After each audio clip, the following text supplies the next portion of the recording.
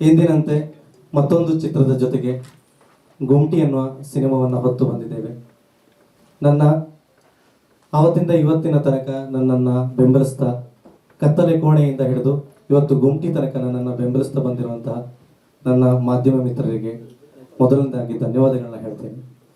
ಹಾಗೆ ನನ್ನ ಒಂದಿಷ್ಟು ಸಿನಿಮಾಗಳನ್ನು ನಾನು ನಿರ್ದೇಶನ ಮಾಡೋದಲ್ಲದೆ ಒಂದಿಷ್ಟು ಸಿನಿಮಾಗಳಿಗೆ ಆಕ್ಷನ್ ಕಟ್ ಹೇಳಿದ ಡೈರೆಕ್ಟರ್ಗಳಿದ್ದಾರೆ ಇಲ್ಲಿ, ಅವರಿಗೂ ಕೂಡ ನನ್ನ ವಂದನೆಗಳು. ಇವತ್ತು ನಾನು ಗುಮ್ಟಿ ಸಿನಿಮಾದ ಬಗ್ಗೆ ಮೊದಲನೇ ಕನಸು ಹೊತ್ತು ಬರಲಿಕ್ಕೆ ಕಾರಣ ನನ್ನ ನಿರ್ಮಾಪಕ ವಿಕಾಸ್ ಎಸ್ ಶೆಟ್ಟಿ ಅವರು. ಈ ಕಥೆಯನ್ನು ಮಾಡಲಿಕ್ಕೆ ನಾನು ಕಾರಣಭೂತನಲ್ಲ, ಅವರೇ. ಯಾಕಂತ ಹೇಳಿದ್ರೆ ಅವ್ರದ್ದು ಮಂದರ್ತಿ ಹತ್ರ ಉಡುಪಿ ಜಿಲ್ಲೆಯವರವರು.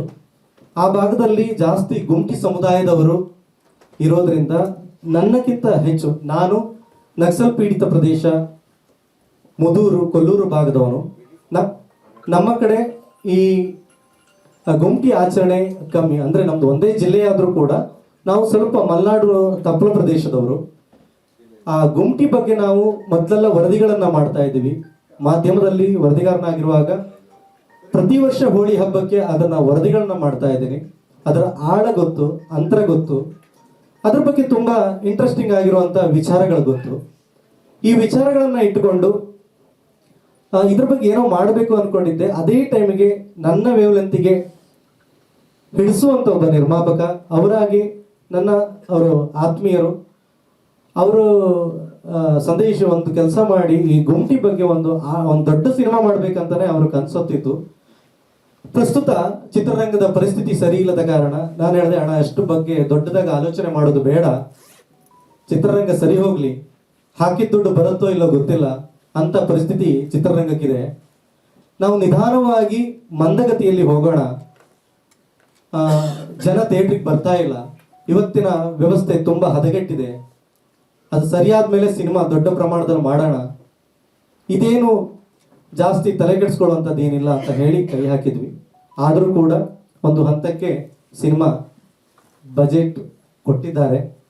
ಆ ಭಾಗದ ಕಲ್ಚರ್ ಬಗ್ಗೆ, ಆ ಭಾಗದ ವಿಚಾರಗಳ ಬಗ್ಗೆ ಒಂದು 2 ತಿಂಗಳು ಅವ್ರ ಜೊತೆ ಕೂತ್ಕೊಂಡು ಡಿಸ್ಕಸ್ ಮಾಡಿ ಅವರದನ್ನ ಇಂಚಿಂಚು ಮಾಹಿತಿಯನ್ನು ಕೊಟ್ಟು, ಕುಡುಬಿ ಸಮುದಾಯದ ಜನರುಗಳ ಜೊತೆಗೆ ಅದರ ಬಗ್ಗೆ ಮಾಹಿತಿಯನ್ನು ತಗೊಂಡು ಮಂದರ್ತಿಯಲ್ಲಿರುವಂತಹ ಹೆರಿಮನೆಗೆ ಹೋಗಿ, ಅಂದರೆ ಕೂಡುಕಟ್ಟು ಅಂತ ಇರುತ್ತೆ, ಆ ಕೂಡುಕಟ್ಟಿಗೆ ಹೋಗಿ ಅವರ 48 ಕೂಡುಕಟ್ಟಿನವರ ಜೊತೆಗೆ ಮಾತನಾಡಿ, ಅಲ್ಲಿ ಬೇರೆ ಬೇರೆ 2 ವಿಂಗ್ ಇದೆ, ಅವ್ರ ಜೊತೆಗೆ ಕೂಡ ಮಾತನಾಡಿ, ಅವರು ಮಲ್ಲಿಕಾರ್ಜುನ ಆರಾಧನೆ ಮಾಡಿಕೊಂಡು ಬಂದಿರುವ ಪದ್ಧತಿ ಬಗ್ಗೆ ತಿಳ್ಕೊಂಡು, ಗೋವಾದಲ್ಲಿ ಪೋರ್ಚುಗೀಸರ ದಾಳಿ ಆಗತ್ತೆ, ದಬ್ಬಾಳಿಕೆ ಆಗತ್ತೆ, ಆ ದಾಳಿ ದಬ್ಬಾಳಿಕೆಯಿಂದ ಏನು ಮಾಡೋದು ಎಂದು ತೋಚದೆ ಕರಾವಳಿಯತ್ತ ಮುಖ ಮಾಡಿದಂತಹ ಈ ಕುಡುಬಿ ಸಮುದಾಯ ತುಂಬ ಮುಗ್ಧ ಜನ.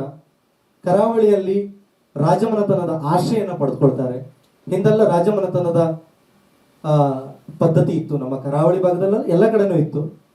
ಅಲ್ಲಿ ಆ ಭಾಗದಲ್ಲಿ ಆಶ್ರಯನ ಪಡ್ಕೊಂಡು ಅಲ್ಲಲ್ಲಿ ತಮ್ಮ ಕುಲಕಸುಬನ್ನ ಮಾಡಿಕೊಂಡು ಆ ಕುಲಕಸುಬಿನ ಜೊತೆಗೆ ತಮ್ಮ ಸಂಪ್ರದಾಯ ಆಚಾರ ವಿಚಾರಗಳನ್ನು ಉಳಿಸ್ಕೊಳ್ಬೇಕು ಅನ್ನುವ ಒಂದು ದೃಢ ನಿರ್ಧಾರದಲ್ಲಿ ಅವರು ಹೋರಾಟ.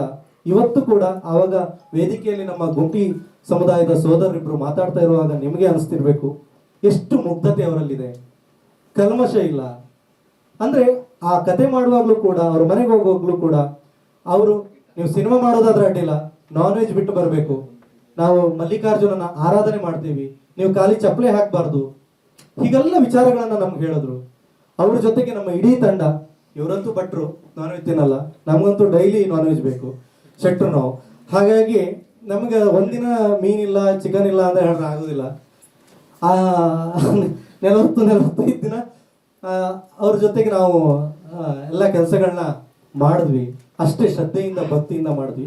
ಇದು ಕೇವಲ ಒಂದು ಸಿನಿಮಾವಲ್ಲ, ನಮ್ಮ ಭಾವನೆ, ಭಾವನಾತ್ಮಕವಾದ ನಮ್ಮ ಸಂಬಂಧ. ಕೇವಲ ಸಿನಿಮಾ ಅಂತ ಹೇಳಿ ನಾವು ಇದನ್ನ ಮಾಡಿಲ್ಲ. ಸಿನಿಮಾ ಎಂಟರ್ಟೈನ್ ಮಾಡುತ್ತೆ, ಬಟ್ ಭಾವನಾತ್ಮಕವಾಗಿ ನಾವು ಒಂದು ಸಬ್ಜೆಕ್ಟನ್ನು ಇಟ್ಕೊಂಡು ಮಾಡಿದಾಗ, ಅದನ್ನ ಕಥಾರೂಪಕವಾಗಿ ಅದನ್ನು ನಾವು ಹೇಳಿದಾಗ ಅದು ನಮಗೆ ತುಂಬ ಎಮೋಷನ್ ಆಗುತ್ತೆ. ಈ ಸಿನಿಮಾದ ಟ್ಯಾಗ್ ಲೈನೇ ಹೇಳ್ತಿದ್ದಂಗೆ, ಇದು ಸಂಸ್ಕೃತಿಯ ಸದ್ದು ಅಂತ. ನಮ್ಮ ಕರಾವಳಿ ಭಾಗದಲ್ಲಿ ಅನೇಕ ಜನಪದ ಸಂಸ್ಕೃತಿಗಳಿದೆ, ಕಲೆಗಳಿದೆ, ಆಚಾರಗಳಿದೆ, ವಿಚಾರಗಳಿದೆ.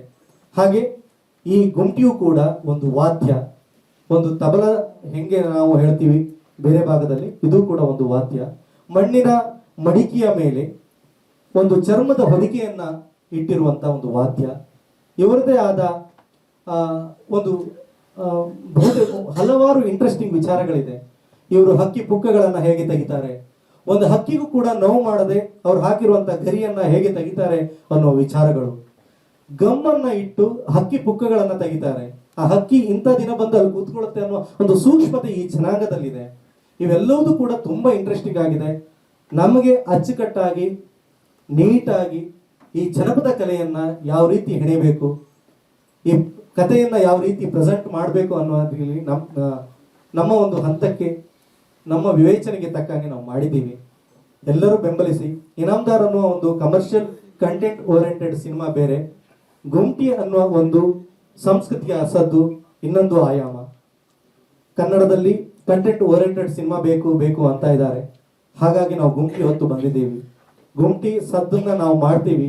ಆ ಸದ್ದಿಗೆ ನೀವು ಧ್ವನಿಯಾಗಿ, ಹಾಡು ಮತ್ತೆ ಸದ್ದು ಎರಡು ಸೇರಿದ್ರೆ ತುಂಬಾ ಚೆನ್ನಾಗಿರುತ್ತೆ ಸಂಗೀತದ ರಸಮಂಜರಿ ಅಂತ ಹೇಳ್ತೀನಿ. ಸ್ವಾದಿಷ್ಟತೆಯ ಸ್ವಾದ, ತಾಜಾತನದ ಆಹ್ಲಾದ, ಉತ್ತಮ ಆರೋಗ್ಯ ಮತ್ತು ಹೆಚ್ಚಿನ ರೋಗ ನಿರೋಧಕ ಶಕ್ತಿಯ ವೃದ್ಧಿಗೆ ಈಗ ನಿಮಗೆ ಸಿಗುತ್ತಿದೆ ಉತ್ತಮ ಗುಣಮಟ್ಟದ ಪೌಷ್ಟಿಕಾಂಶ. Shri Vaidik millet health mix, ಇದು ಸಿರಿಧಾನ್ಯಗಳ ಸಂಪತ್ತು.